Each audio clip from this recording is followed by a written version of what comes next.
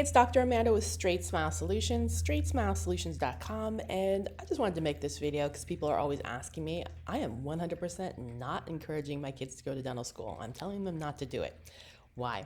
Well, number one, it is like getting really saturated. There are so many new dental schools popping up all around the United States, for profit dental schools, not state-supported dental schools that have ridiculous tuition.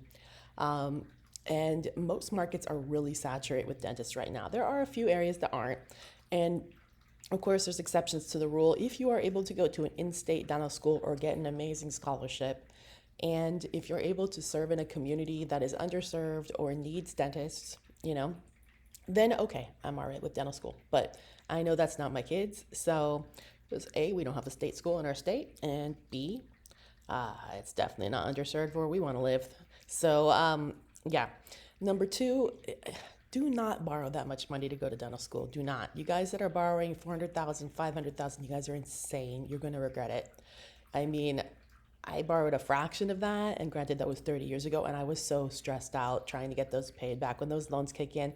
And back when I graduated, we were able to refinance our loans at like I don't know, maybe I'm at 2.1%. I mean, so I'm still paying mine off. Why? Because it's 2.1%. Why? It's deductible. No hurry, right? So I'm not underwater right now, but right when you get out, a lot of people are really struggling, which requires them to kind of take jobs that are subpar. They don't treat them that well, that try to dictate the standard of care, that try to dictate what you do. There's some really shady stuff that goes on in some of these DSOs, and I'm sure there's some good ones that are out there. And some of the ones I worked at were great initially, and then maybe they had other management, and then, oh my goodness. I mean, anytime you work for a DSO, I would not pick up your life for it. I mean, be willing to leave at any time. Because things can happen at a drop of the hat, and you can go from being treated very well to being treated very poorly in a fraction of a millisecond. Anything can happen, not just DSOs. This can happen in any associateship as well. So just keep that in mind. And if you guys are thinking about specializing, do not pick a specialty that you have to pay tuition for. That's insane. You need to be getting paid. And unfortunately, that's not often. It's not ortho. Just because it's so in demand, they're realizing they can pay. There's a few places that will pay you or pay for you.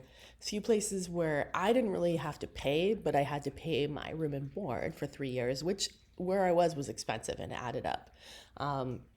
But I mean, you definitely have to live like a student.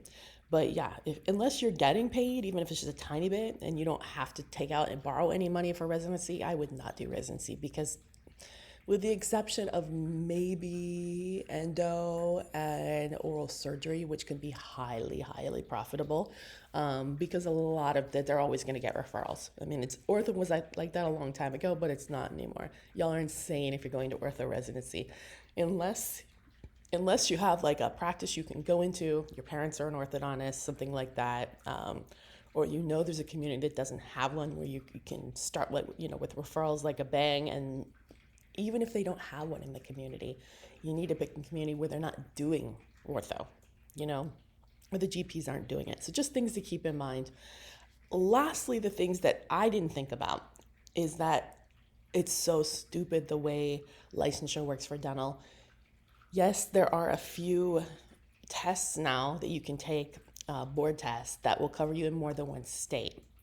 But for the most part, these things can change at the drop of the hat. And this has happened to me where I should have been licensed in another state, and I tried licensure by credentials. And then all it takes is the legislature to make a small change, and then poof, that's gone. It can be very difficult and very expensive to get licensure in other states. It's not going to happen just instantaneously because you graduated from accredited dental school. I think it's absolutely dumb. I think there should be national licensure, kind of like there is with nursing, like there is with medicine. The fact that states control it, I mean, teeth are teeth in every state. It's not, I understand law will have different boards. Okay, that makes sense because law is very different from state to state. Teeth are not different from state to state. Teeth in my state are the same as teeth in your state. They're teeth, okay? So until they come up with like a national one-time board exam that you can take in dental school, not later, we have to pay for your patients. I mean, the stuff we had to do for our board exams was so shady, trying to get people picked up. And I mean, it's just wrong. And these people are getting fillings that really don't need fillings. and we're paying cash to bribe them to show up and not drink the night before. I mean, mine was like an alcoholic, and I had to like bribe him not to drink the night before. And I mean, I had to send him a limo to pick him up, and weird stuff. It's just not right. It's absurd. If I pass my written exams and my clinical exams by a licensed dental school, I should be a licensed dentist. I mean, that's absurd. And I should have the freedom to move from state to state. I'm not saying from country to country, I'm saying from state to state. It is very difficult to move, and a lot of people get stuck. And they're not able to move to where they need to go, or they're not able to follow a spouse when a spouse gets a new job, or when a family member gets sick and you need to move.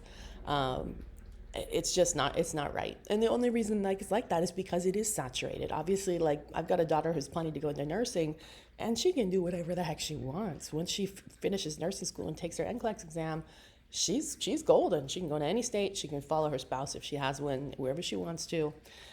She has a lot of freedom. That's the type of job I recommend. So just a thought.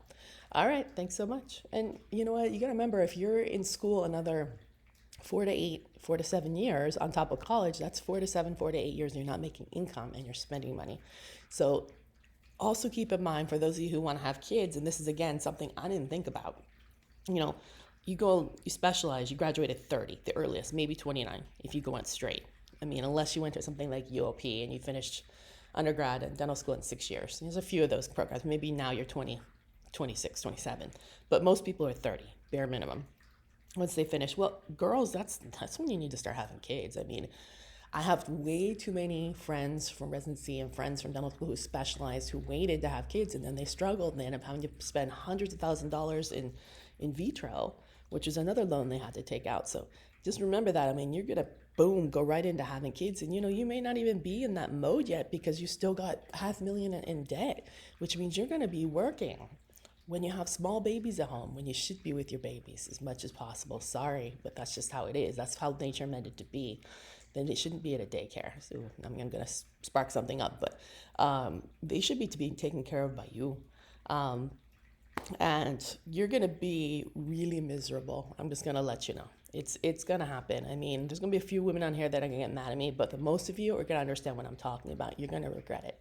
So, did I get through all this? Absolutely. I mean, it's water under the bridge, but that's part of the reason I do what I do now. And I don't work full time in an office because I want to give that time to raising my kids properly. So just keep all these things in mind. I mean, and it's crazy that you have to think about this basically in high school, but think about how you want your life to be, what type of parent you want to be. If you know you're never thinking about having kids, well, then go for it. Be my guest. But if you're thinking about being a family person, think twice.